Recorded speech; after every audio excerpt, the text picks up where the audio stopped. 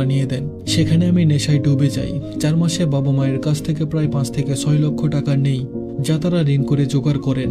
ডাক্তারের চিকিৎসায় ধীরে ধীরে আমি আবার স্বাভাবিক জীবনে ফিরে আসি, কিন্তু বাবা মা আবারও সমস্যায় পড়ে যান। 2024 সালের জানুয়ারিতে পুলিশের সার্কুলার আসে।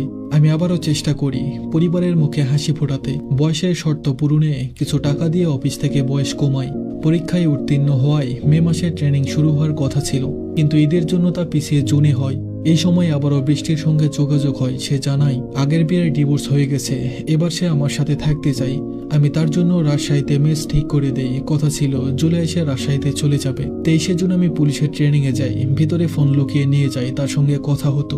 সে আমাকে প্রায় বোঝাতো চাকরি ছেড়ে দিতে। তার কথায় আমি মানসিকভাবে আবার দুর্বল হয়ে পড়ি। শেষ পর্যন্ত 1 জুলাই রাতে আমি নিজের বাম হাতে ইট দিয়ে আঘাত করে হাত ভেঙে ফেলি, যাতে ট্রেনিং ছেড়ে বের হতে পারি। পরে হাসপাতালে ভর্তি হই, কিন্তু পালিয়ে যাই।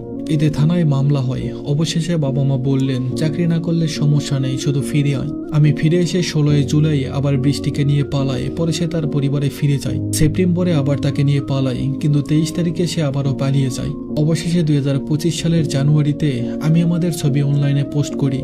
এতে তার পরিবার আমার নামে মামলা করে। তবুও সে মাঝে মাঝে দেখা করতে আসতো। মে মাসে বলেছিল 23 তারিখে একবারে তোমার কাছে চলে আসবো, কিন্তু সময় ঘনিয়ে গেল, সে আর আসে না। সেপ্টেম্বরের 6 তারিখ থেকে সে আমার সাথে সব ধরনের যোগাযোগ বন্ধ করে দেয়। এখন বলে আমার পরিবার মানবে না, তুমি ভালো না। আজ আমার পাশে কেউ নেই। ভাই বাবা মায়ের সঙ্গে সম্পর্ক ছিন্ন করেছে।